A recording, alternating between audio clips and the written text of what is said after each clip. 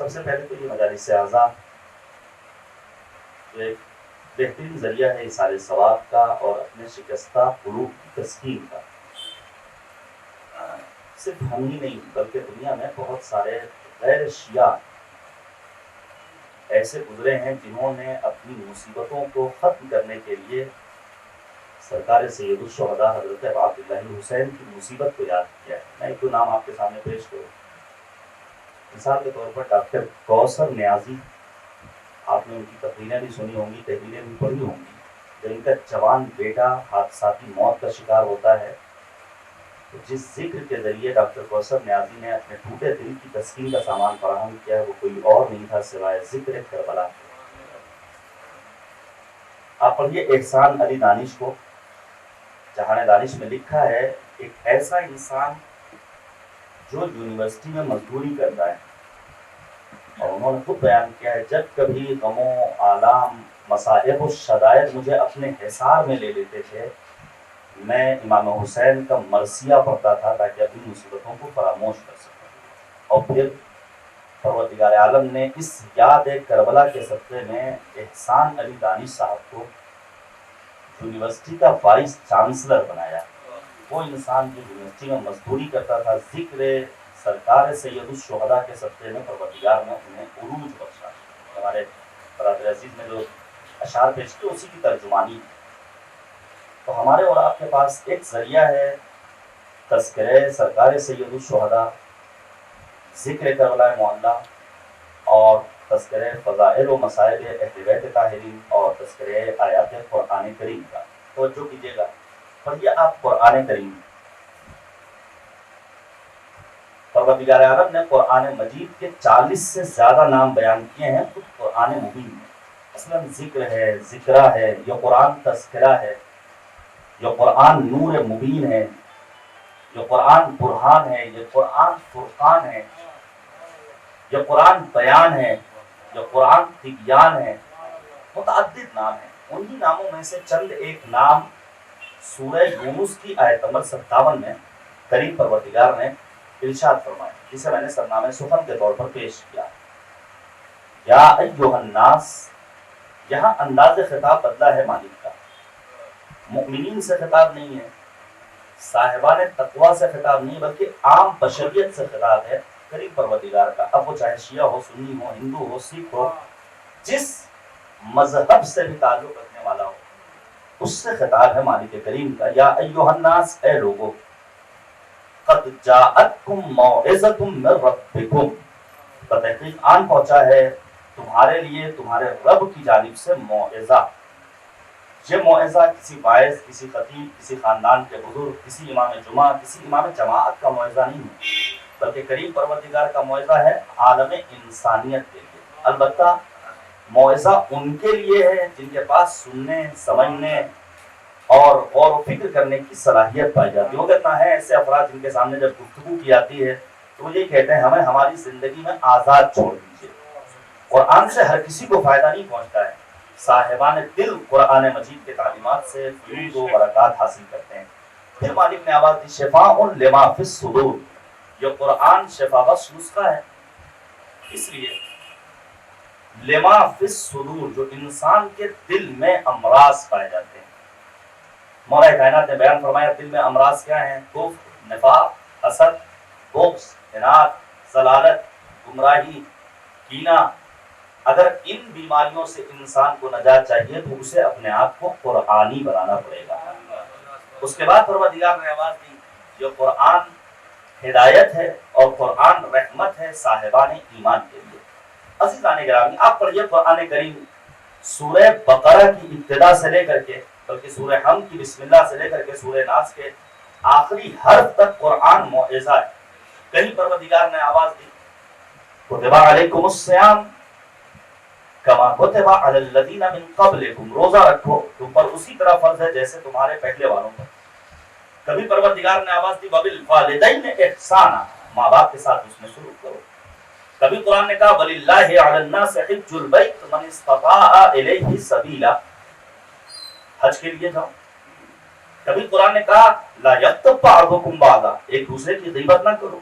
کبھی قرآن نے نصیحت کی کہ اجتنبوا کثیرا من الظن، بدگمانی سے بچو، ان بعض الظن اثم، بعض گمان انسان کو گناہوں تک پہنچا دیتے ہیں۔ قرآن کلن موعظہ ہے، آپ سنتے رہتے ہیں۔ میں ایک موعظہ نبی اعظم ختم مرتبہ حضرت محمد مصطفیٰ صلی اللہ علیہ وسلم، پیغمبر اعظم کا ایک موعظہ پیش کرنا چاہتا ہوں۔ ختم مرتبہ نے ارشاد فرمایا، آنے والا گروہ آتا ہے، آنے کے بعد کہتا ہے اے نبی خدا نصیحت کیجیے۔ پیغمبر اعظم نے نماز پڑھنے کی نصیحت نہیں کی ہے، نبی خاتم نے روزہ رکھنے کی نصیحت نہیں کی ہے۔ یہ ہم جیسے مولویوں کا اور ہمارے سماج کا، ہمارے معاشرے کا المیہ ہے کہ ہر سال شب قدر کے موقع پر شان بھائی ہمیں نیت بتانی پڑتی ہے کہ نماز شب قدر کی نیت کیا ہوگی۔ ہر سال عاشور کے دن اعمال روز عاشورہ کے موقع پر ہمیں نیت بتانی پڑتی ہے۔ آپ سوچئے جس کی عمر 40 برس ہے، 40 سال میں 15 برس نکال دیجئے جو اس کی کمسری کے ایام ہے، 25 برس مسلسل مختلف علماء کی زبانی نیت بتائی جاتی رہی، لیکن اب تک سمجھ میں نہیں آئی۔ آنے والا جب آ کر کہتا ہے اے نبی خدا نصیحت کیجیے، پیغمبر نماز کی نصیحت نہیں کرتے، یقیناً آنے والا وہ ہے جو نماز کا پابند ہے، آنے والا وہ ہے جو دین اور شریعت کا پابند ہے۔ نبی خاتم نے چند ایک نصیحتیں کی ہیں، توجہ کیجیے گا میرے عزیزوں۔ پہلی نصیحت پیغمبر اعظم نے کی، اقلل من الشہوات یسہل علیک الفقر۔ پیغمبر کہتے ہیں اپنی شہوتوں کو کم کرو تاکہ فقر و تنگدستی تم سے راہ فرار اختیار کرے۔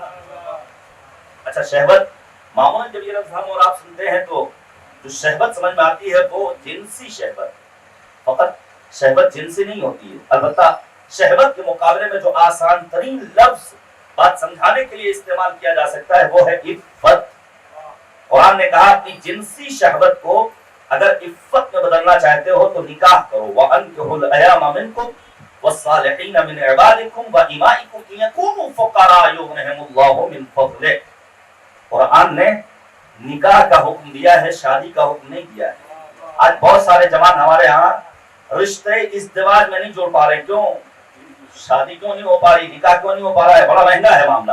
لاک ڈاؤن بہترین فرصت تھی، کم پیسے میں ایک بہترین فرض سے والدین سبکدوش ہو سکتے تھے عزیزان کرام، لیکن خود نمائی کرنا ہے، ہمیں تو دوسروں کو بلانا ہے، ہمیں بتانا ہے۔ ہم نے اتنے افراد کی گیدرنگ میں اتنے طرح کے کھانوں کو لوگوں کے سامنے پیش کیا عزیزان کرام۔ پھر قرآن نے کہا بہت واضح مفاہیم کے ساتھ کہ اگر اپنے آپ کو نکاح کی منزلوں تک نہیں پہنچا سکتے ہو، وَلْيَسْتَعْفِفِ الَّذِينَ لَا يَجِدُونَ نِكَاحًا، اپنے آپ کو عفیف بناؤ، اپنی نگاہوں کو چھپا کر رکھو۔ اس پر بھی بہت دیر تک گفتگو کی جا سکتی ہے، لیکن میں آگے بڑھنا چاہتا ہوں۔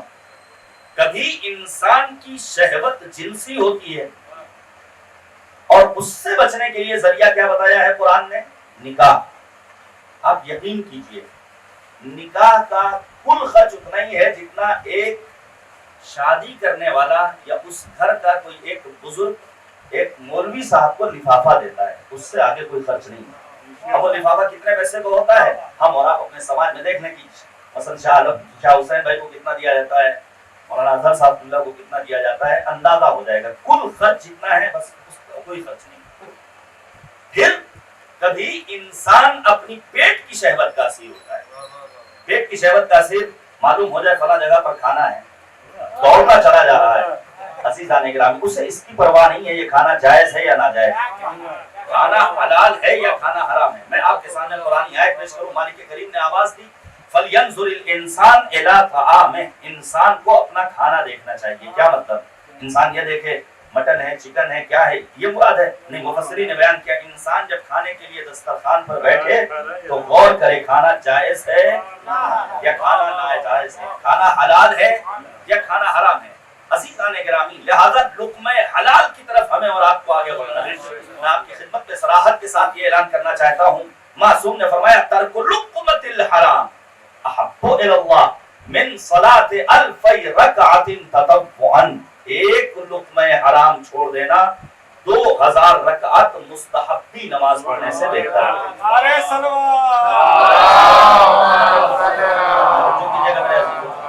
جب انسان لقمہ حرام کا پابند ہو جاتا ہے، نہ دین سمجھ میں آتا ہے، نہ مولوی اور عالم کی گفتگو سمجھ میں آتی ہے، نہ ماں باپ کی نصیحتیں سمجھ میں آتی ہیں، نہ انسان کو امام وقت کی باتیں سمجھنا آتی ہیں۔ یہی وجہ ہے مظلوم کربلا سرکار سید الشہداء نے کربلا پہنچنے کے بعد یہی کہا تھا، تمہیں مجھ حسین کی باتیں سمجھ میں نہیں آئیں گی، کیوں؟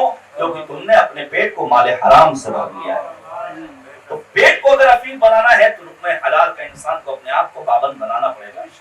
آپ یقین کیجئے بالخصوص ہماری ماؤں کو، خواتین کو، ہماری بہنوں کو، خاص طور سے جن خواتین کے پیٹ میں بچہ پروان چڑھ رہا ہے، انہیں اس لقمے کے بارے میں بہت غور کرنا چاہیے جو ان کے منہ سے ان کے پیٹ تک پہنچ رہا ہے۔ کیوں؟ کیونکہ یہی لقمہ پیدا ہونے والے بچے کے مستقبل پر اثر انداز ہوگا۔ میں آپ کے سامنے پیش کروں مثلا لقمہ حرام کی کتنی مذمت ہے۔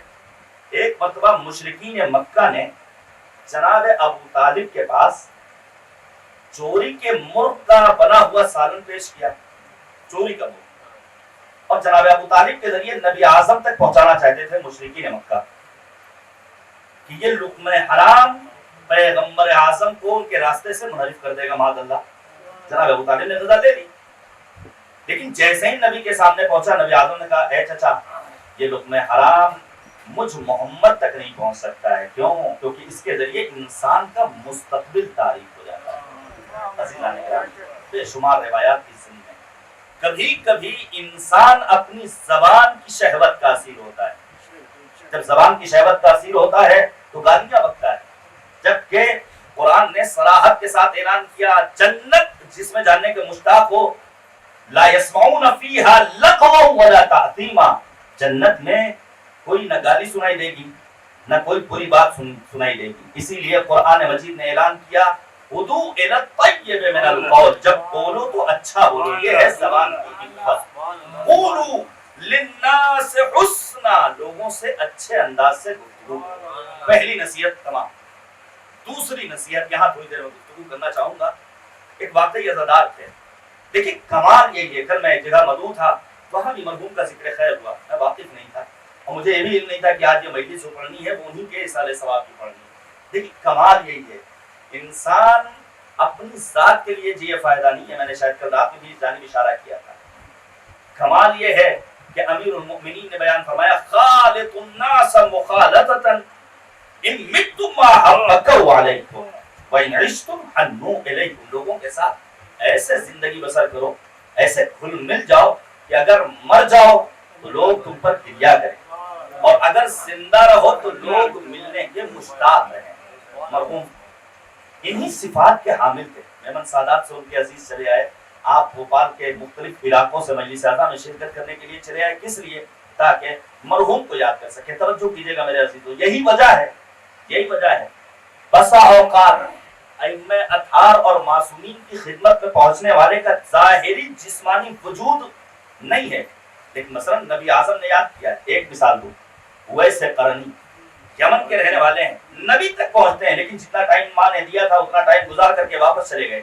نبی جب بیت الشرف سے نکلتے ہیں آواز دیتے ہیں کہ انی اشم روح الرحمن، مجھے رحمانی خوشبو سنائی دے رہی ہے۔ مشام نبوت میں رحمانی خوشبو، اصحاب نے کہا نبی خدا یہاں تو کوئی نہیں ہے، پیغمبر نے کہا نہیں، آنے والا آیا تھا، اپنے کردار کی خوشبو بکھیر کے چلا گیا۔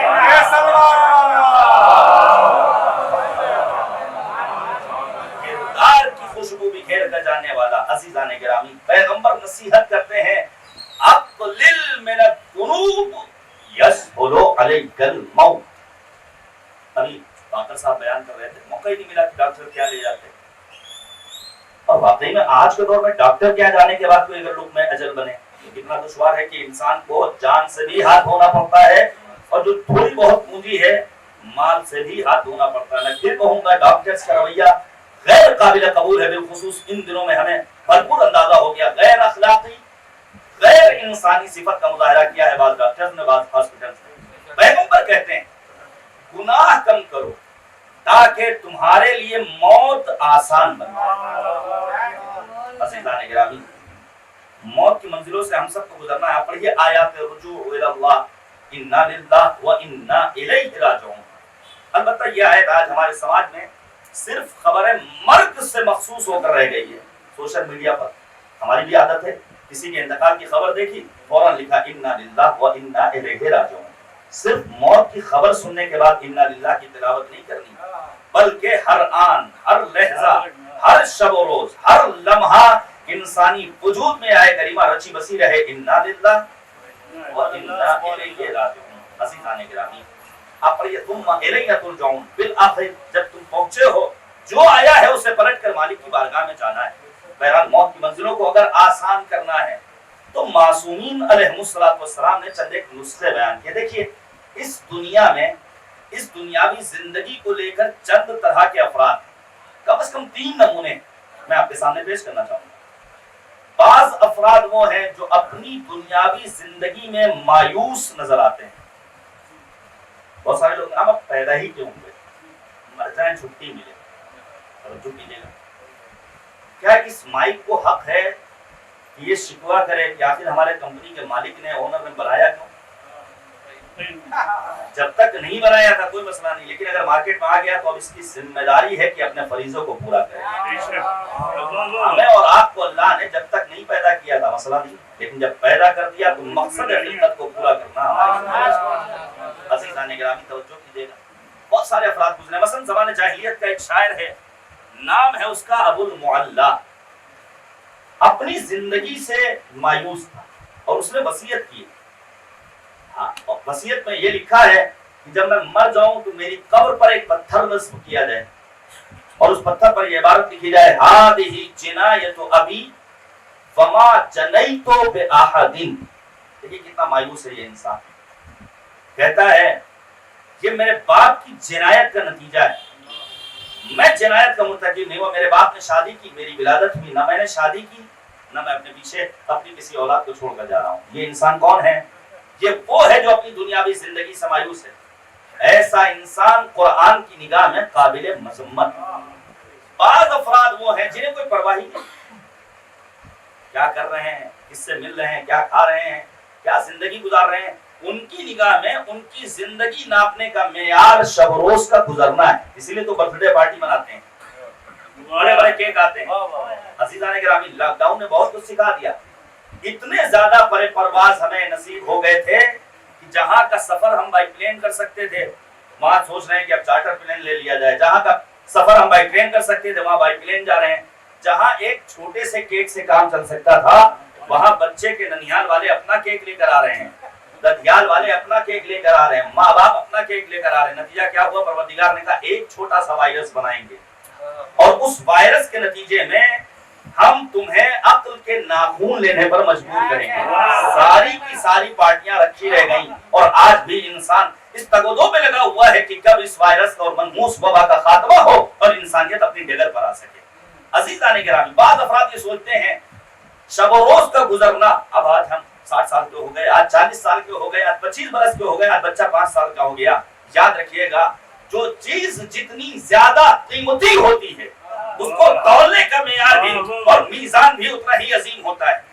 بھوسے کو ٹنوں میں تولا جاتا ہے لیکن سونے اور چاندی کو زر و جواہر کو مسقال میں تولا جاتا ہے۔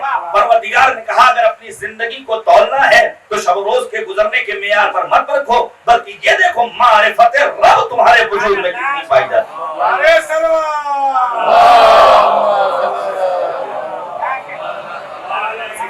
اور اس کے بعد کا مرحلہ وہ ہے جہاں انسان اپنے آپ کو اپنے مالک کے سپرد کر دیتا ہے۔ اس کی اعلیٰ مثال ہمیں کربلا میں نظر آتی ہے۔ ایک جنازہ ہو جائے، میں ایک سوال آپ سے کر رہا ہوں، ایک جنازہ ہو جائے، شاید ہی کوئی گھر ایسا ہو جہاں میت رکھی ہو اور وقت اذان تمام بازماندگان پسماندگان اول وقت مصلی عبادت پر نظر آئے۔ شاید ہی کوئی گھر ایسا ہو، کوئی قبر کی فکر میں ہے، کوئی گریہ کر رہا ہے، کوئی بے ہوش ہو رہا ہے، کوئی اپنے مہمانوں کا استقبال کر رہا ہے، کوئی کفن کا انتظام کر رہا ہے، کوئی کھانے کی فکر کر رہا ہے، لیکن اللہ عظمت سرکار سید الشہداء صبح عاشور سے مظلوم کربلا نے کتنے جنازے اٹھائے ہیں اور کس کس کا جنازہ لے کر آئے ہیں مظلوم کربلا؟ اصحاب کا، اور کے بالوں کا، علی اکبر کا، اصغر کا، قاسم و محمد کا، عباس تلاوت کی شہادت کو دیکھا ہے، لیکن ہر شہادت کے بعد مظلوم کربلا کے لب پر فقط ایک جملہ، الہی رضی تو بے رضا، خدایا ہم تیری مرضی پر راضی رہنے والے ہیں۔ زینب اولیاء مقام بھی دربار یزید میں پہنچنے کے بعد کہتی ما رأیت الا جمیلا، سوائے سیبائی کے، سوائے خوبصورتی کا ہم نے کچھ نہیں دیکھا ہے۔ عزیزان گرامی، موت اگر اچھی لانی ہے تو گناہوں سے اپنے آپ کو بچانا ہوگا۔ توجہ کیجیے گا، گناہوں سے انسان کو اجتناب کرنا ہوگا۔ یہ نہ سمجھے انسان کی موت بہت آسان چیز ہے، موت کی صعوبتوں کو نبی اعظم نے بھی ذکر کیا ہے۔ موت کی مشکلات کی جانب امام مجتبی نے بھی وقت شہادت اشارہ کیا ہے۔ میں آپ کے سامنے ایک دو باتیں پیش کروں۔ مثلا پیغمبر اعظم ابھی شہادت اور رحلت کی تاریخ گزری ہے، خاتم النبیین کی رحلت کا وقت آن پہنچا ہے۔ پیغمبر اعظم بار بار پانی کا مطالبہ کر رہے ہیں اور کہہ رہے ہیں لا الہ الا اللہ، لا الہ الا اللہ۔ اصحاب نے پوچھا پیغمبر اعظم خیریت تو ہے؟ نبی خاتم نے ارشاد فرمایا جاءت سکرۃ الموت، سکرات موت کی منزلیں آن پہنچی۔ امام مجتبی وقت شہادت کبھی اٹھتے ہیں کبھی بیٹھتے ہیں، اور جب پوچھنے والے نے پوچھا امام سے کہ آپ پریشان نظر آ رہے ہیں، اس موقع پر امام حسن مجتبی نے یہی فرمایا تھا مجھے دو چیزوں کا غم پریشان کر رہا ہے، ایک تو اعزاء کی جدائی کا غم، دوسرے مالک کی بارگاہ میں پہنچنے کا ڈر مجھے اس بات پر اکسا رہا ہے کہ میں یاد خدا میں گریا کروں۔ بہرحال سکرات موت کی منزلیں وہ ہوتی ہیں جب انسان نہ زندہ ہے نہ مردہ ہے، ایک بے ہوشی اور مدہوشی کی کیفیت ہے جسے نہ زندہ کہا جا سکتا ہے نہیں کہا جا سکتا، یہ انسان باقاعدہ طور پر اس دنیا سے رخصت ہو گیا۔ ہمیں اور آپ کو سکرات موت کی منزلوں سے بچنا ہے۔ میں چند ایک باتیں آپ کے سامنے پیش کروں، مثلا چند ایک دعائیں۔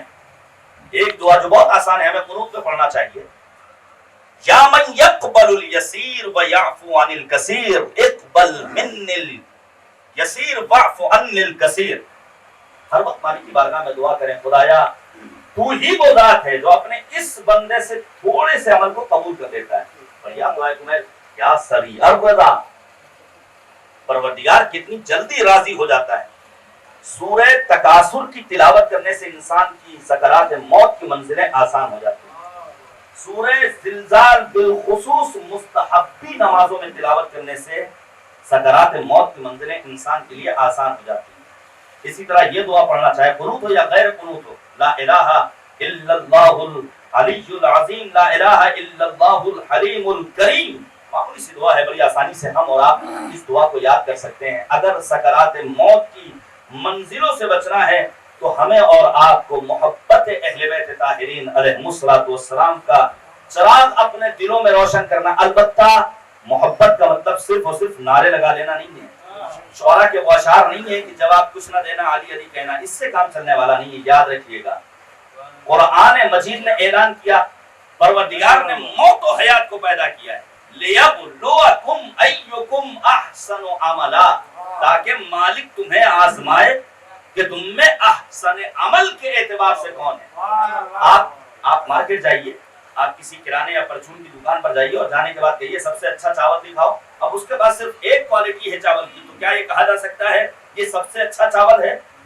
کب کہا جائے گا جب 4-5 طرح کے چاول اس کی دکان پر موجود ہو۔ عزیزان گرامی، مالک نے عمل کا مطالبہ نہیں کیا ہے، مالک نے احسن عمل کا مطالبہ کیا ہے۔ اپنے ساتھ نمازوں کو بھی لے کر جاؤ، اپنے ساتھ روزوں کو بھی لے کر جاؤ، اپنے ساتھ زیارت ابا عبداللہ الحسین کو بھی لے کر جاؤ، تاکہ مالک اس میں سے احسن عمل کو چن لے۔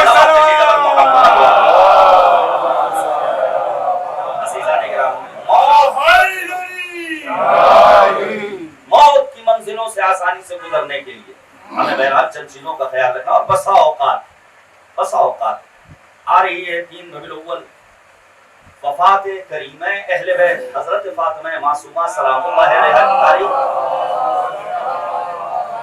کل کی تاریخ آخر سفر، سامر الحجج، غریب دوس، معین الضعفاء، عالم آل محمد حضرت امام رضا غریب علیہ السلام کی شہادت کی تاریخ۔ توجہ کیجیے گا میرے عزیز، ممکن ہے ہم اور آپ پوری زندگی نماز پڑھتے رہیں، اللہ کی بندگی کرتے رہیں، عزاداری کرتے رہیں، اہل بیت کا تذکرہ کرتے رہیں، لیکن زیارت معصومہ کا وہ فطرہ بہت اہم ہے۔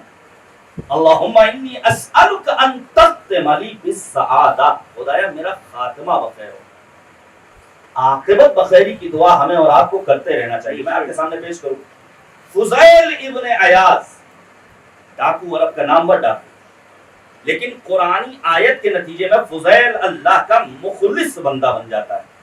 ایک آیت کریمہ نے اس کے وجود میں انقلاب پیدا کر دیا۔ بڑی پیاری بات لکھی ہے عارف کامل مرحوم آیت اللہ العظمی شیخ محمد تقی بہجت رضوان اللہ تعالی علیہ نے، وہ کہتے ہیں قرآن کو دیکھنا گویا امام زمانہ کا دیدار کرنا، اور اسی لیے سرکار حجت کی حکومت کو دولت القرآن کا نام دیا گیا ہے، قرآنی حکومت۔ توجہ کیجئے گا میرے عزیزو، قرآن مجید انسانی وجود میں انقلاب پیدا کر دینے والی کتاب۔ فضیل ابن عیاض کا ایک شاگرد سکرات موت کی منزل آ گئی ہیں۔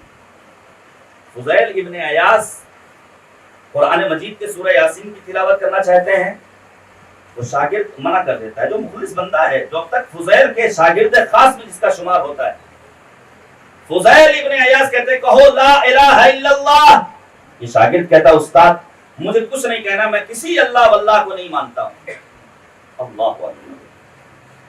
فضیل ابن عیاض کا یہ شاگرد اس حد تک کفر کوئی کر رہا تھا، فضیل وہاں سے اٹھ کر چلے آئے، اور جب وہ مر گیا عالم رویا میں جب دیکھا ہے تو فضیل نے سوال کیا آخر تمہارے اندر کون سا ایسا انقلاب پیدا ہو گیا؟ کل تک تم ہمارے شاگرد خاص تھے، آج تم نہ اللہ کی وحدانیت کا اقرار کر رہے ہو، نہ قرآن مجید کی آیتوں کو سننا پسند کر رہے ہو۔ وہ کہتا ہے استاد میں کیا کروں، مجھے بڑی شرمندگی ہے، میں 3 بیماریوں میں مبتلا تھا۔ توجہ کیجئے گا میرے عزیزوں، کیا ہے وہ 3 بیماریاں؟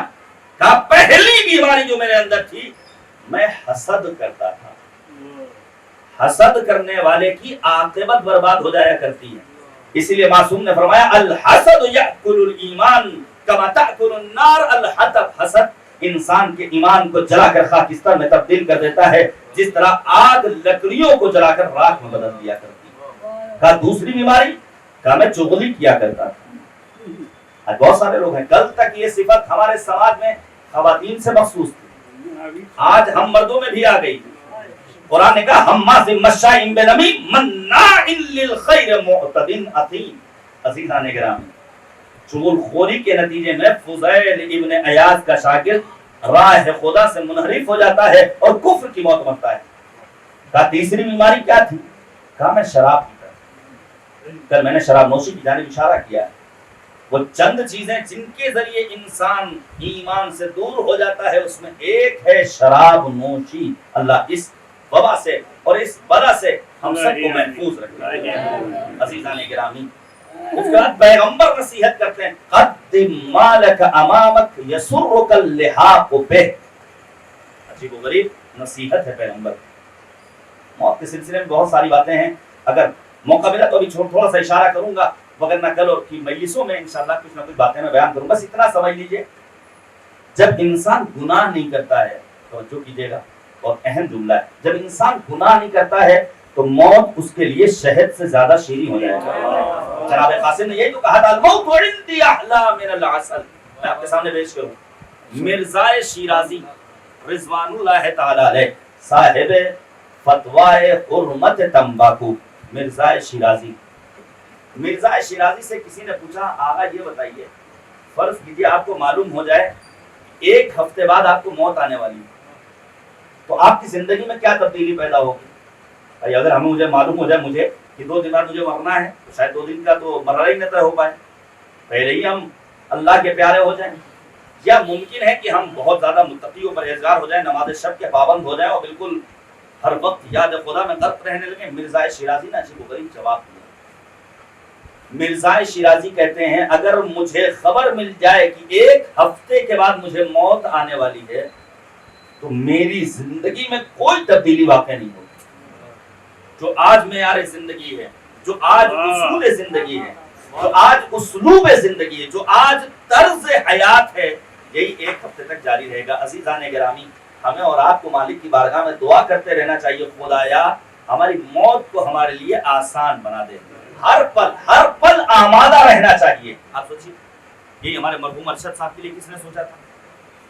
کتنی موتیں ہو گئی، کتنے ہمارے جوان اس کووڈ 19 کے تحت عالمی استخباری سازش کے چلتے لقمہ اجل بن گئے۔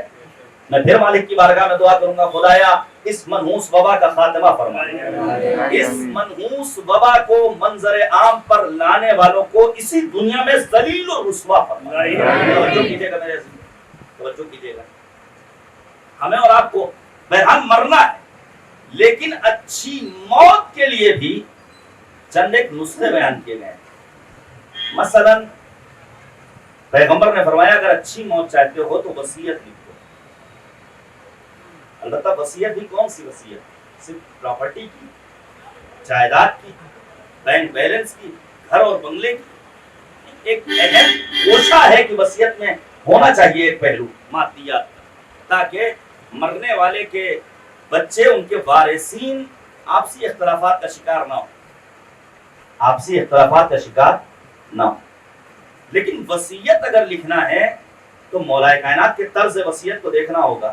میں گزارش کروں گا آپ پڑھیے مولا کائنات کی اس وصیت کو جو زخمی حالت میں امیر المؤمنین نے کی، جس پر میں اسی ایرانی امام بارگاہ میں ایام شہادت امیر المؤمنین میں خطاب کر چکا ہوں۔ آپ پڑھیے اس وصیت کو جو منشور حیات ہے، جو مولا کائنات نے اپنے بیٹے امام حسن مجتبی کے نام صفین سے واپسی کے بعد لکھا۔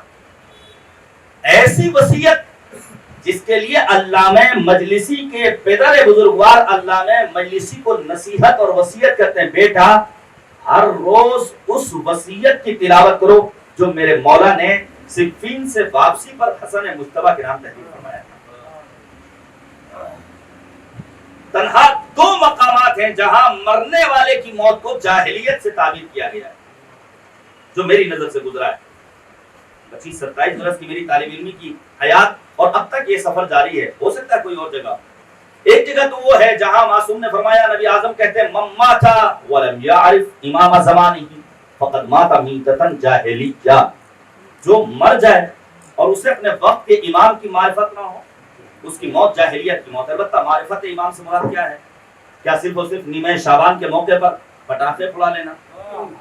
نیمہ شعبان، اس برس کووڈ-19 کے چلتے بہت ساری باتیں واضح ہو گئیں کہ ہم بغیر رسومات کو انجام دیے ہوئے بھی دین کی پابندی کر سکتے ہیں۔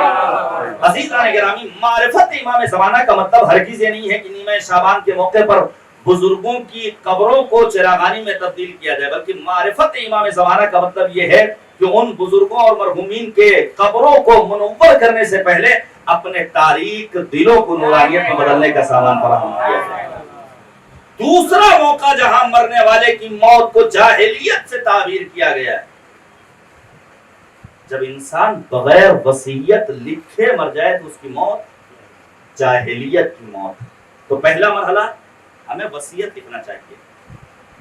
دوسری چیز جس کے ذریعے ہم اور آپ اچھی موت کے خواہاں ہو سکتے ہیں وہ ہے اپنے کفن کا انتظام کرنا۔ کفن لا کر کے گھر میں بکس کی زینت نہیں بنانا ہے، بھیا ہمارے پاس کربلا کا کفن رکھا ہوا ہے، نہیں۔ آپ پڑھیے علماء کی زندگی، شیخ مرتضی زاہد کے بارے میں ملتا ہے کہ تہران میں نماز پڑھاتے تھے اور بعد نماز مغربین کی اپنے گھر آتے تھے، جتنی دیر میں ان کی والدہ ان کے لیے چائے بناتی تھی، شیخ مرتضی زاہد رحمت اللہ تعالی علیہ، خدا غریب رحمت کرے، کیسے کیسے علماء گزرے ہیں، اپنا کفن نکالتے تھے اور کفن کے حاشیے پر قرآنی آیات لکھتے تھے۔ یعنی انسان اپنی نگاہوں کے سامنے کفن کو رکھے اور پھر کفن پر خود اپنے ہاتھوں سے کچھ عبارتیں تحریر کرے، تاکہ انسان غافل نہ ہونے سکے کہ آج دنیاوی زندگی میں ایک اچھے برانڈ کا کپڑا پہن کر کے لوگوں کے سامنے غرور و تکبر سے راستہ طے نہ کرے، بلکہ وہ تواضع اور انکساری جو انسان کی آدمیت میں پروردگار نے قرار دیا ہے وہ اس کے اندر پائی جاتی ہے۔ عزیزان گرامی، مالک ہم سب کو توفیق دے کہ ہم ان تعلیمات کو عملی جامہ پہنا سکیں، موت یاد کرتے رہیں۔ نبی اعظم نے، توجہ کیجئے گا، پیغمبر اعظم نے سوال کیا، یہ بتاؤ عقل مند کون ہے؟ عقل مندی کا معیار آج ہمارے یہاں کیا ہے؟ عقل مند اسے کہا جاتا ہے جو اپنے 100 روپے کو شام تک 1000 روپے میں بدل لے۔ عقل مند اسے کہا جاتا ہے جو آج اپنے 1000 اسکوائر فٹ کے مکان کو 2022 تک 2000 اسکوائر فٹ میں بدل لے۔ بڑا تیز انسان ہے، بڑی تیزی سے اس نے ترقی کی ہے، بڑا عقل مند انسان ہے، بڑا تیز ہوش انسان ہے، لیکن دین نے معیار کچھ اور دیا ہے۔ دین نے معیار دیا، مثلا پیغمبر اعظم نے فرمایا ان اعقل الناس، لوگوں میں عقل مند ترین انسان وہ ہے من عرف ربہ فاطاعہ، جو اپنے رب کو پہچان کر اپنے مالک کی اطاعت کرے. اب سمجھ میں آیا زینب کبریٰ کو عقیلہ بنی ہاشم کیوں کہتے ہیں؟ زینب علیہ مقام معرفت رب کے اس مینارے پر فائز تھی. یہ امام حسین نے وصیت کی تھی، یا اختہ لا تنسانی فی صلاۃ اللیل، بہن مجھے نماز شب میں فراموش مت کرنا. سوچئے شام غریبہ کے ہولناک مناظر، اس میں بھی جناب زینب کبریٰ کی نماز شب قضا نہیں ہوئی. راہ کوفہ و شام میں بھی اپنی نمازوں سے، مستحب نمازوں سے غافل نہیں ہوئی. پھر پیغمبر فرماتے ہیں وَمَنْ عَرَفَ عَدُوَّهُ فَعَصَاهُ، عقل مند انسان وہ ہے جو اپنے دشمن کو پہچان کر اس سے اظہار بیزاری کرے گی. اب سمجھ میں آیا زینب کبریٰ کو عقیلہ کیوں کہتے ہیں؟ کوفے میں پہنچتی ہیں تو انداز خطاب کچھ اور ہے، شام میں پہنچتی ہیں تو انداز خطاب کچھ اور ہے. عزیزان گرامی، معذرت کے ساتھ عرض کرنا چاہتا ہوں، آج ہمارے سماج میں، آج ہمارے خاندانوں میں، آج ہمارے گھروں میں، آج ہم بھائیوں کے درمیان دشمن شناسی کا ہنر نہیں ہے. یاد رکھیے، اگر کربلا سے ہم نے اور آپ نے 2 مہینے مسلسل مجالس اعظہ میں شرکت کرنے کے بعد اپنے آپ کو دشمن شناس نہیں بنایا تو ان مجالس کا کوئی فائدہ نہیں. کربلا کا اہم پیغام ہے دشمن شناس بنو. دشمن شناسی جناب زہیر ابن قین کی کیسی ہے؟ جب جناب زہیر ابن قین روز عاشورہ خطبہ دے رہے ہیں، شمر آگے بڑھتا ہے، خلل واقع کرتا ہے، برا بھلا کہتا ہے. عجیب و غریب دشمن شناسی جناب زہیر ابن قین کی. زہیر کہتے ہیں ما ایاک اخاطب، شمر میرے مخاطب تم نہیں ہو، انکا انت البہیمہ، میں تمہیں انسان نہیں سمجھتا ہوں، تم جانور ہو جانور، میرا خطاب فقط انسانوں سے. یہ ہے دشمن شناسی. دشمن شناسی کا ہنر ہمیں اور آپ کو کربلا سے سیکھنا ہوگا. ایسا نہ ہو کہ ہمارے گھروں میں، ہمارے خاندانوں میں لڑائیاں ہوں، ہم اپنے ماں باپ سے دور رہیں، ہم بیوی بچوں کے درمیان اختلافات رہیں. نہیں، بلکہ المتحابون فی مودتنا، ہمارا شیعہ وہ ہے مولا کہتے ہیں جو ہماری مودت کی راہ میں ایک دوسرے سے محبت کرنے والا. پھر پیغمبر کہتے ہیں، توجہ کیجئے گا، پیغمبر کہتے ہیں عقل مند انسان وہ ہے جو اس دنیا سے اپنے جلدی کوچ کرنے کے بارے میں علم رکھتا ہو. وہ یہ نہ سوچے کہ یہ دنیا ہمیشہ رہنے کی جگہ ہے، نہیں، اسے معلوم ہو یہاں سے ہمیں بہت جلدی عبور کر جانا ہے، اسی لیے کہا گیا دنیا کو پل سمجھو. پھر پیغمبر کہتے ہیں کہ انسان وہ عقل مند ہے جو اپنے لیے زاد سفر کا انتظام کرے. زاد سفر تقوی الہی سے بہتر کچھ اور نہیں. تقوی کوئی بھیانک چیز نہیں ہے. تقوی یعنی اللہ یفقدک حیث امرک ولا یراک حیث نہاک. تقوی یعنی یاد خدا. تقوی یعنی انسان دنیا میں رہ کر آخرت کی فکر کرے. تقوی یعنی دنیا کو ایک پل سمجھنا، دنیا کو ایک دروازہ سمجھنا. اس کے بعد پیغمبر اعظم کی ایک اور نصیحت. پیغمبر کہتے ہیں جو کچھ اللہ نے آج تمہیں دولت دی ہے اسے لوگوں پر قربان کرتے رہو، خرچ کرتے رہو. قدم مالک امامک یسرک اللحاق بہ، جو اللہ نے آج تمہیں دیا ہے راہ خدا میں خرچ کرو تاکہ کل مالک کی بارگاہ میں سرخرو ہو سکے. عزیزان گرامی، امیر المؤمنین کی زندگی کا مطالعہ کیجئے. مولا کائنات 1000 درخت لگانے کے لیے نکلے. کیا مولا کائنات کو پیسوں کی کوئی ضرورت تھی؟ کیا مولا کائنات دولت و ثروت کمانا چاہتے تھے؟ نہیں، مولا کائنات کے پاس جتنے باغات تھے سب کو وقف کیا تھا غریبوں کے لیے، ناداروں کے لیے، مسکینوں کے لیے. لہذا، اور میں لاک ڈاؤن کے شروع میں کہہ چکا ہوں اپنی کسی تقریر میں جو آن لائن پروگرام ہوا تھا کہ اگر اس لاک ڈاؤن میں، اگر ان سخت ایام میں، اگر اس کووڈ-19 کے دور میں کوئی انسان اپنی پونجی اپنی جیب میں بچا کر رکھے اور 2 روپے خرچ کرنے کی جرات نہ کرے تو وہ انسان نہیں ہے، پتھر ہے. پتھر وہ انسان کہلانے کا مستحق نہیں ہے. جو اللہ نے تمہیں دیا ہے خرچ کرو، پروردگار نوازنے والا ہے. اب سوچیے امیر المؤمنین راہ خدا میں کس طرح قربان کرتے ہیں. آنے والا مسجد میں آتا ہے، آنے کے بعد کہتا ہے میں بھوکا ہوں، کوئی کھانا کھلائے گا. ہمیشہ کی طرح مولا کائنات اٹھے. پیغمبر اعظم کو گھر کے حالات کا علم.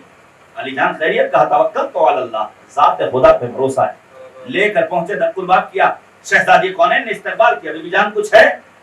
کَإِلَّا قُوتُ الْعَشِيَّةِ، تھوڑی سی مقدار میں کھانا ہے. بعض علماء نے لکھا ہے امام حسن مجتبی کی کمسنی کا عالم.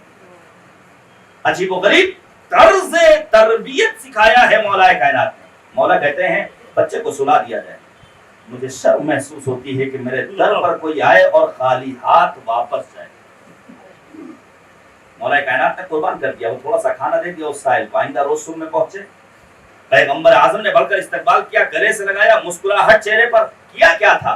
کچھ نہیں، تھوڑا سا کھانا تھا، راہ خدا میں قربان کر دیا۔ نبی کہتے ہیں جب تم راہ خدا میں مال قربان کر رہے تھے، قرآنی آیت میرے ذہن میں گردش کر رہی تھی، وَيُؤْثِرُونَ عَلَىٰ أَنفُسِهِمْ وَلَوْ كَانَ بِهِمْ خَصَاصَةٌ، خود کتنی ہی مشکلات میں کیوں نہ ہو، راہ خدا میں قربان کرنے کا جذبہ ان کے ہاں پایا جاتا ہے۔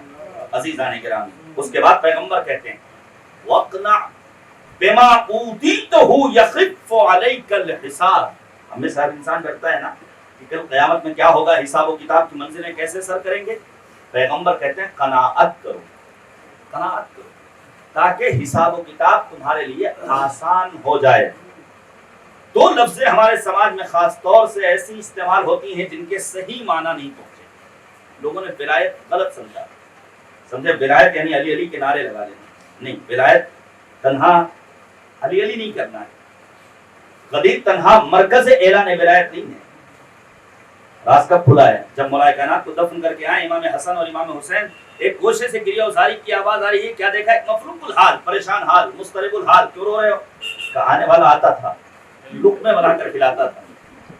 امام حسن اور امام حسین کہتے ہیں میرے بابا کو شہید کر دیا گیا، اب نہیں آئیں گے۔ اس موقع پر امام حسن نے اسے تسلی دی ہے اور یہ اعلان کر دیا، غدیر تنہا مرکز اعلان ولایت نہیں ہے، بلکہ غدیر نام ہے مظلوموں کی پناہ گاہ کا، غدیر نام ہے یتیموں کی پناہ گاہ کا، غدیر نام ہے سماج کے مسکینوں ناداروں، سماج کی بیواؤں کی پناہ گاہ کا۔ میں اسی لیے کہتا ہوں اکثر کہ جب انسان کسی مظلوم کو دیکھے تو کوئی بولے نہ بولے، کسی بھوکے کو دیکھے، کل ایک پوسٹ ہم نے دیکھی، ظاہراً دہلی کا معاملہ ہے کہ ایک غیرت مند مومن اپنے ایک مومن بھائی کے پاس جاتا ہوں، جانے کے بعد کہتا ہے 3 شب و روز گزر گئے، میرا بچہ بھوکا ہے۔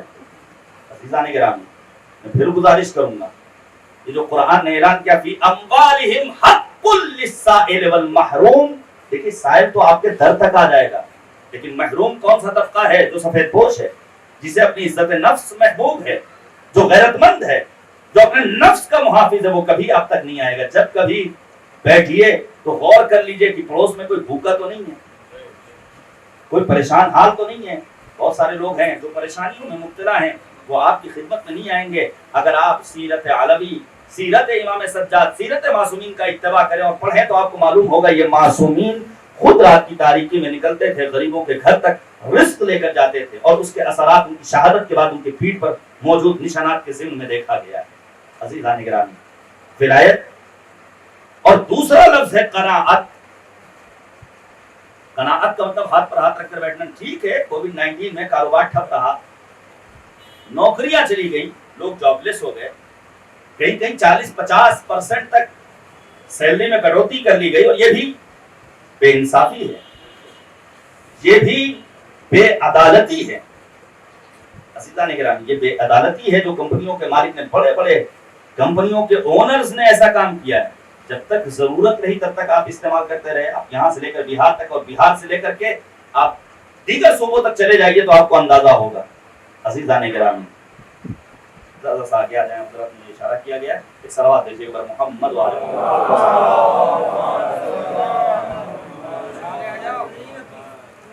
صلوات دیجیے پر محمد وعلیہ۔ توجہ کیجیے گا میرے عزیزوں، تو قناعت کا مطلب ہاتھ پر ہاتھ رکھ کر بیٹھنا نہیں۔ یہ غلط فہمی ہے کہ نہیں ہم بیٹھے رہیں گے اور بس آسمان سے بارش ہو جائے گی۔ بہت سارے لوگوں کی ایک عادت ہو گئی ہے مانگنے کی عادت، بہت سارے لوگوں کی عادت ہو گئی فلاں جگہ سے مدد تو پہنچی جائے گی۔ آنے والا آتا ہے صادق آل محمد حضرت امام جعفر صادق علیہ السلام کی خدمت، اور آنے کے بعد کہتا ہے مولا دعا کر دیجئے کہ اللہ رزق و روزی میں برکت دے۔ توجہ کیجیے گا، مولا نے کہا رزق و روزی معجزے کے ذریعے حاصل نہیں ہوتی ہے، چمتکار نہیں ہونے والا، آسمان سے بارش نہیں ہوگی، محنت کرو، مزدوری کرو، گھر سے باہر نکلو، اور پھر جانے کے بعد ذات خدا پہ بھروسہ کرو، کریم پروردگار میں تیری راہ میں نکلا۔ اب جو مالک دے دے اس پر اللہ کے شکر گزار بندے رہو۔ میں آپ کے سامنے پیش کروں، ابو امام باہلی صحابی ہے نبی اعظم کے، کتنا عظیم صحابی ہے۔ بعد شہادت امیر المؤمنین معاویہ نے اپنے دربار میں بلایا ہے، توجہ کیجیے گا، امیر شام بلاتا ہے، خوب پذیرائی کرتا ہے، بہترین کھانا، عطر کی بارش، خوب دسترخوان پر کھانا لگانا، اور جب کھانا وانا کھلا چکے تو اس کے بعد سوال کرتا ہے یہ بتاؤ تمہاری نظر میں افضل یا علی مرتضیٰ؟ دیکھیے جب انسان قانع ہوتا ہے تو کبھی بھی کسی کے لقمے کے ہاتھوں پھیکا نہیں کرتا ہے۔ عجیب و غریب جواب دیا ہے ابو امامہ باہلی نے۔ ابو امامہ باہلی کہتے ہیں اے امیر شام، کہاں آسمان فضائل کا درخشاں ستارہ میرا مولا علی مرتضیٰ، اور کہاں تم قار مذلت کے گرفتار، مقابلہ ممکن نہیں ہے۔ تو ہمیں اور آپ کو قناعت کرنی ہے۔ بس میں بات کو تمام کر رہا ہوں۔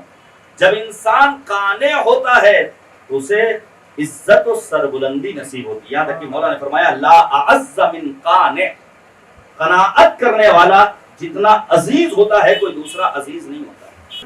قانع ہوتا ہے تو آرام و آسائش کی زندگی بسر کرتا ہے۔ آپ سوچئے مزدور طبقہ تھوڑے سے پیسے میں کس حد تک راضی و خوشنود ہے، اور جو ان کی زندگی کا معیار ہے اس میں خوش ہیں الحمدللہ۔ معصوم نے فرمایا من قنع بالمقسوم، جب انسان قانع ہوتا ہے تو اپنے نفس کی اصلاح کرتا ہے۔ من لم يهذب نفسه لم ينتفع بعقله، فرماتے ہیں کیف يستطيع صلاح نفسه من لا يقنع بالقليل، وہ انسان کیسے دوسروں کی اصلاح کر سکتا ہے جو کم پر قانع نہ ہو۔ تو ہمیں اپنے آپ کو قانع بنانا ہے۔ پھر فرمایا جب انسان قانع ہوتا ہے تو بے نیاز ہو کر زندگی بسر کرتا ہے۔ القناعۃ مال لا ينفد، قناعت ایک ایسی دولت ہے جو کبھی بھی ختم نہیں ہو سکتی ہے۔ جب انسان قانع ہوتا ہے تو اسے بلند ہمتی نصیب ہوتی ہے۔ جب انسان قانع ہوتا ہے تو اس کا حساب و کتاب آسان ہو جاتا ہے۔ عزیزان گرامی، یہ دنیاوی زندگی حقیقت میں یہ چند روزہ حیات صرف اور صرف اس لیے ہے تاکہ انسان اس دنیا میں رہ کر کے اپنی آخرت کو آباد کر سکے۔ اس لیے فرمایا الدنیا مزرعۃ الآخرہ، دنیا آخرت کی کھیتی کا ذریعہ ہے۔ یہاں ہم اور آپ جو بوئیں گے آخرت میں وہی کاٹیں گے۔ اور یقین جانیے نہ کل قیامت کے دن اولاد کو باپ کی عبادتیں کام آئیں گی اور نہ باپ کو اولاد کی عبادتیں کام آئیں گی۔ یہاں تک کہ روایات میں ملتا ہے کہ باپ اپنی اولاد سے کہے 2 رکعت نماز دے دو، بیٹا یہی جواب دے گا نہیں بابا، وہاں تک ہماری زندگی آپ کی زندگی ایک دوسرے سے مربوط تھی، یہاں ہماری زندگی اور آپ کی زندگی جدا ہے۔ لہذا ہمیں اور آپ کو ان کاموں کو انجام دینا ہے۔ میں پھر کہوں گا دینداری کا مطلب، تقویٰ و پرہیزگاری کا مطلب، ورع و کوشش اور راہ خدا میں جہاد کا مطلب ہرگز یہ نہیں ہے کہ انسان دنیا کی لذتوں کو فراموش کرتے۔ میں کل کی مجلس میں انشاءاللہ اشارہ کروں گا کہ ہمارے ساتھ میں امام حضرت امام موسی قاسم علیہ السلام نے بیان کیا ہے کہ اپنی زندگی کو کتنے حصوں میں تقسیم کرو۔ ہمیں اور آپ کو پورا حق حاصل ہے شریعت کی روح سے کہ ہم اپنی دنیاوی زندگی میں جائز لذتوں کو حاصل کریں۔ محنت بھی کرنا ہے، مزدوری بھی کرنا ہے، بیوی بچوں کو بھی ٹائم دینا ہے، جائز لذتوں کو بھی حاصل کرنا ہے، لیکن بس ایک خیال رہے کہ یاد خدا سے ہم غافل نہ ہوں۔ ایک خیال رہے کہ ہر پل آمادہ ہوں، جب کبھی ملک الموت آ جائے تو ہم جانے کے لیے تیار ہیں۔ جب کبھی فرشتہ مرگ ہمارے در پر آ جائے تو بس ہم مالک کی بارگاہ میں پہنچنے کے لیے حاضر ہوں۔ پھر اگر موت کسی محب اہل بیت کو آئے، موت اگر کسی عزادار کو آئے، موت اگر کسی دیندار کو آئے، موت کسی ایسی ذات کو آئے جس کی زندگی خدمت عزا میں بسر ہوئی ہو، تو یقین جانیے اس کے لیے آسمان کے ملائکہ بھی مالک کی بارگاہ میں طلب مغفرت کریں۔ آئیے پھر سے مالک کی بارگاہ میں دعا کی جائے۔ خدایا واسطہ ہے عظمت ہے سرکار سید الشہداء کا، مرحوم ارشد صاحب کو جوار رحمت میں جگہ عنایت فرما، ان کے پسماندگان کو صبر جمیل عنایت فرما، ان کے گناہان کبیرہ و صغیرہ کی مغفرت فرما۔ میں مختصر سے مسائل پڑھوں، انشاءاللہ ابھی نماز بھی ہوگی یہاں پر۔ موت کی منزلیں تو اتنی سخت ہیں کہ جب نبی رحمت کی خدمت میں ملک الموت عزرائیل آتے ہیں، اس موقع پر پیغمبر نے دیکھیے ہمارا اور آپ کا کتنا خیال رکھا ہے۔ واقعی نبی رحمت ہے پیغمبر اعظم، کریم پیغمبر ہیں نبی اعظم۔ یہاں تک کہ روایات میں ملتا ہے کہ نبی اعظم کی زندگی کے آخری لحظات مسجد میں پہنچے ہیں پیغمبر، اور پہنچنے کے بعد کہتے ہیں کسی کی گردن پر اگر میرا کوئی حق ہو تو مجھ سے مطالبہ کر لے. ایک شخص اٹھتا ہے اور اٹھنے کے بعد کہتا ہے ایک جنگ میں آپ کا تازیانہ غلطی سے مجھے لگ گیا ہے. نبی رحمت سے تازیانہ, پیغمبر کہتے ہیں جاؤ فاطمہ سے تازیانہ مانگ لو. اور جب صحابی پیغمبر پہنچے گھر یہ دو عالم کو حیرت ہوئی تھی, میرے بابا سے تازیانہ کسی کو لگ جائے. تازیانہ پہنچ گیا نبی رحمت. اب وہ شخص کہتا ہے اے نبی خدا, جس وقت آپ کا تازیانہ میری پیٹھ پر لگا, اگرچہ انجانے میں لگا تھا لیکن میری پشت برہنہ تھی. پیغمبر اعظم نے اپنی پیٹھ سے کپڑے کو ہٹایا, لیکن وہ شخص دوڑتا ہوا تازیانہ پھینک کر پیغمبر کی خدمت میں پہنچتا ہے اور مہر رسالت کا بوسہ لیتا ہے. پیغمبر خدا سے کہتا ہے اے نبی خدا, آپ سے تازیانہ لگ جائے کیسے ممکن ہے؟ ہاں, ایک اس عمل کا میں مشتاق تھا جس کا واحد ذریعہ یہی نظر آیا. پیغمبر اعظم نبی رحمت ہیں, ہر قدم پر ہم جیسے گنہگاروں کی فکر ہے. اور اس موقع پر جب ملک الموت سے پوچھا ہے موت کی منزلیں کیسی ہوں گی, ملک الموت کہتا ہے موت تو اتنی سخت ہے جس طرح کسی انسان کے گوشت کو کینچی سے ٹکڑے ٹکڑے کر دیا جائے. بہت مختصر سے میں صاحب میں پیش کروں آپ کی خدمت میں. نبی اعظم نے جب پوچھا ہے کہ آخر موت کی منزلیں کیسی, کا ایسا ہے جیسے کسی کے بدن کو کینچی سے ٹکڑے ٹکڑے کیا جائے, ایسا ہے جیسے کسی ریشمی کپڑے کو کسی خاردار درخت کے اوپر سے اس کے تانے اور بانے بکھر جائیں. اس موقع پر نبی اعظم نے یہی کہا تھا میری امت کے افراد کو موت کی تمام مصیبتوں میں مبتلا نہ کرنا, بلکہ وہ ساری مصیبتیں ہمارے لیے. اس موقع پر جناب اسرائیل ملک الموت نے یہی کہا تھا پیغمبر خدا آپ تو نبی رحمت ہیں, آپ تو خدا کے برگزیدہ اور فرستادہ بندے ہیں, آپ کے لیے موت کی منزلیں کوئی دشوار نہیں. لیکن نبی اعظم کو ہمارا اور آپ کا کتنا خیال ہے, کتنا خیال ہے. اور آخری لحظات میں جب شہزادی کونین اپنے بابا کی خدمت پہ اپنے دونوں بیٹوں کو لے کر گئی ہیں, امام حسن بھی ہیں امام حسین بھی ہیں, لکھا ہے علماء نے کہ شہزادی کونین کے ان بچوں کے ہاتھ میں 2 شاخیں تھی پھول کی. نبی اعظم نے پھول لیا ہے امام حسن سے بھی امام حسین سے بھی, پھر اپنے بڑے نواسے حسن مجتبی کے لبوں کا بوسہ لیا ہے اور اپنے چھوٹے نواسے حسین کے حلقوم کا بوسہ لیا ہے. بیٹی کو حیرت ہوئی.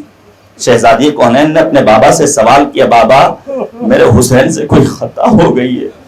اس موقع پر نبی اعظم نے یہی کہا تھا نہیں بیٹا, میری نگاہیں دیکھ رہی ہیں کہ میری وفات کے بعد امت کیا کرنے والی ہے.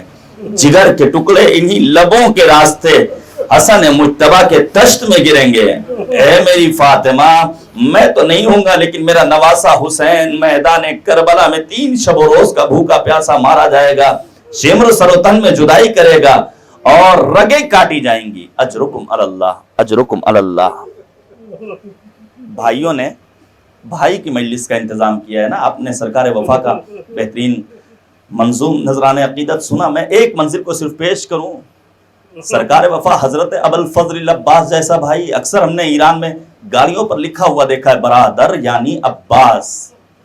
اگر انسان کو عباس جیسا بھائی مل جائے, اب آپ سوچئے جب سرکار امام حسن مجتبی کی شہادت ہوئی ہے, مظلومیت کی شہادت ہے, اور پھر امتیوں نے نبی کے قریب دفن بھی نہیں ہونے دیا ہے. 70 یا 72 تیر بارانی اور تیر پیوست ہیں امام مجتبی کے تابوت پر. کفن خون آلود ہے اور شاید نہیں بلکہ یقینی طور پر تاریخ کا واحد جنازہ ہے جو گھر سے گیا اور گھر دوبارہ قبرستان سے واپس آیا ہے.